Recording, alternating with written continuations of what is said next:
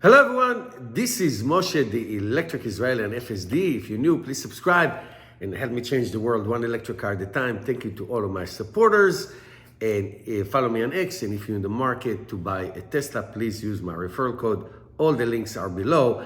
I'm coming to you from South Florida, Sunny Isle, on the 34th floor of a beautiful apartment that my good friend let me and my wife use for the Christmas, New Year vacation.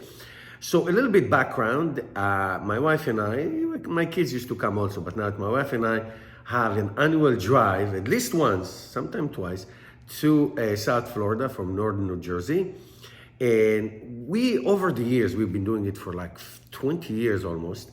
Over the years, since we bought the Tesla Model 3 in 2018, we've been taking our long-range Tesla car, whether it's the long-range Model 3 or the long-range Model Y. Now, a few weeks ago, maybe a month ago, we decided to lease a 2023 white exterior and interior Tesla Model 3. It's like a very low mileage list, 10,000 miles, just for my daily needs because I had to give my other Tesla to my son who just got a job, a 2-year lease to see how things are going with him. And I never in my mind, in my thought that I'm going to take anything other than a long-range Tesla to this long trip. But a couple of weeks ago, I said, you know what? Now that I use the car, let me see. So a Tesla that we bought, a 2023 Tesla Model 3, 19-inch wheel. The maximum range is 267 miles, exactly 430 kilometers. So I said, you know what? We're going to take this car. I know that I do not drive more than 150, 160 miles, about 250 kilometers each time between each supercharger, which about 2.5 hours. I need a break, I need bathroom, and this should do it. Maybe I'll have to wait a little longer for the supercharging. I'm going to talk about it in a minute. But by overall, I said, you know what, let's do this. Knowing that I'm going to wait maybe a little longer for charging and stop more often in superchargers. So I had an opportunity this year, because the way the calendar fell, to leave on Friday afternoon, we drove from northern New Jersey to Richmond, Virginia. The next day we drove from Richmond, Virginia to Yulee in northern Florida, and the next day from northern Florida to South Florida. So 2.5 days, still about 24 hours of driving. Usually we do it in 2 days, one night, do it 2 nights, no big deal. We'll take our time knowing that we are going to have to stop more often. So this is the first half of the trip. So far, we drove 1,326 miles, like you saw, about 2,134 kilometers. I'm going to give you the numbers, but this video is not about the numbers. This video is really about the great value of the Tesla Model 3 standard range. To me, it is the best Tesla money can buy or lease. And we'll go to it in a minute. But let me quickly, you saw it at the beginning, let me quickly go through the numbers in our experience. So the total trip is going to be, after all said and done, back and forth, about 3,000 miles, 5,000 kilometers. Okay, so far we have 1,326 miles, but we drive around in town.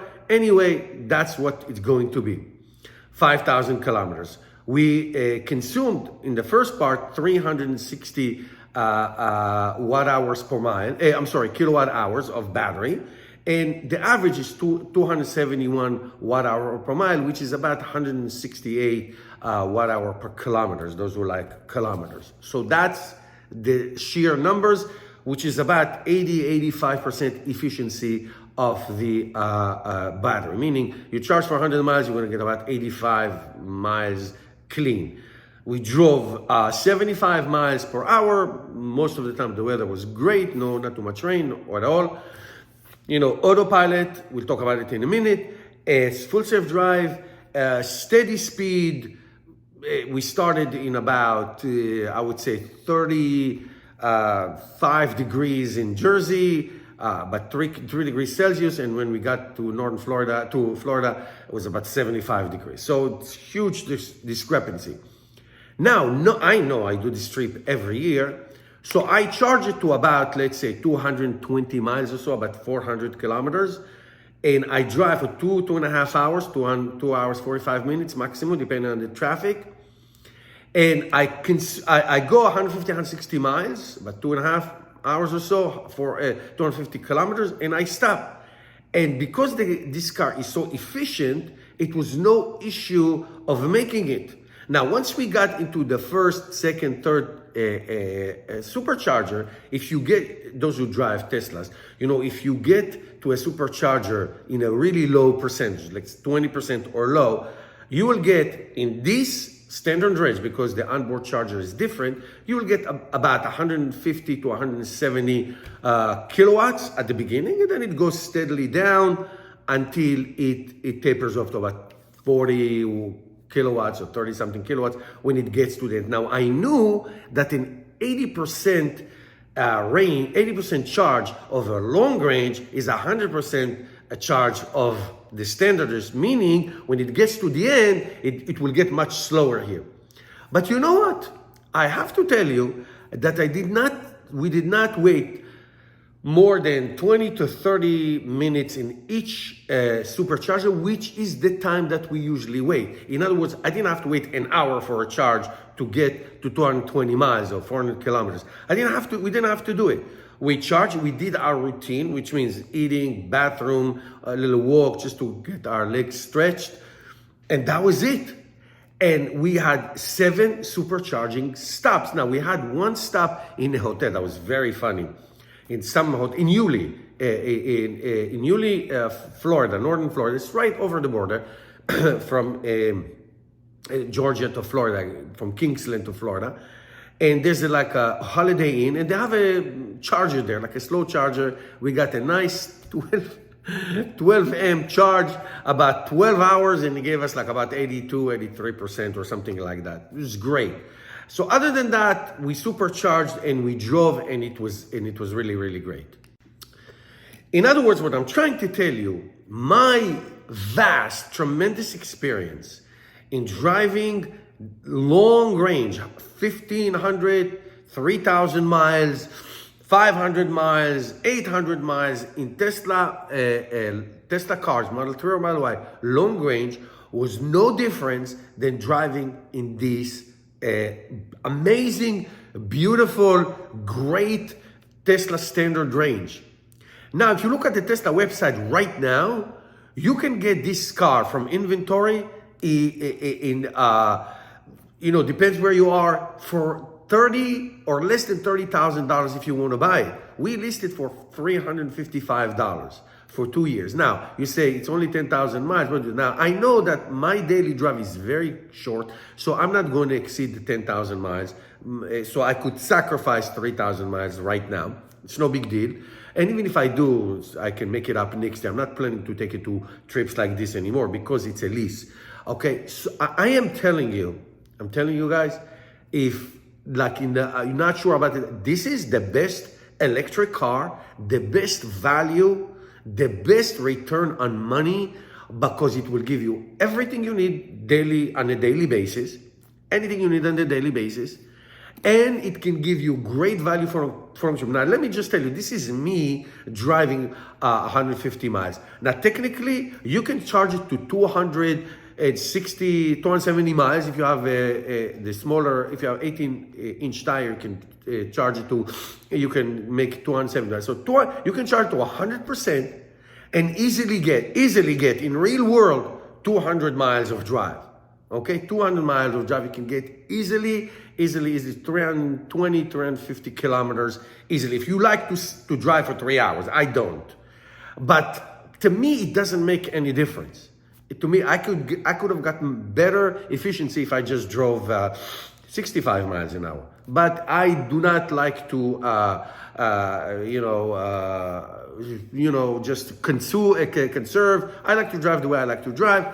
And with our full spare tire, a full-size spare tire. It's not like a donut, it's a full-size spare tire, and all the tire equipment, the jack and everything, heavy, and it is the best. I am telling you, this is the best Tesla one can buy. Now, I do not like to drive the Model 3 anymore. I like to drive higher cars, the Tesla Model Y. So I try to drive it because just easy enough. So, but you know what? I said just to see what the experience is. I mean, younger people. I mean, if you don't have back issues and getting in and out, if you like low cars, some people like low cars. It is the best Tesla. I am telling you, it is the absolute best Tesla you can buy. The standard range, you can charge it to 100% every single day, no problem. You can charge it on trips to 100%. Don't have to worry about the battery degradation and all that if you overcharge it. You need to charge it, it's good for the car. And I cannot tell you how amazing it is. Now, we have a trade back. Okay, so next week we'll do the second part of this video and I'll give you the overall numbers, which I don't think are gonna be any difference. I just want to say that even though the full Teslas in the United States got the update, the new software update for the NHTSA recall, which makes the FSD or autopilot experience worse because so many alerts. You move your head 1 second to look at the screen, the car starts screaming. But I got used to it. I was very angry at the beginning. I got used to it. Driving in autopilot, not only is it so safe, it's so amazing. My wife and I were talking about it for a long period of time during the drive, how amazing it is and how safe it is and how comforting it is, okay? It is a tough drive, you know, it's a very tough drive, it's a very long drive, okay? Especially if you have traffic usually on South Carolina, and South Carolina is stupid, it's 2 lanes the whole time. Anyway, so it makes the drive so much pleasant, so much more safer and pleasant that you don't have to keep your right foot on the accelerator, so it's amazing. Next week, we're gonna do the follow-up. I am telling you, if you're in the market to buy a Tesla, that's the one to buy, in all honesty. Okay, see you in the follow-up video next week. Merry Christmas and Happy New Year.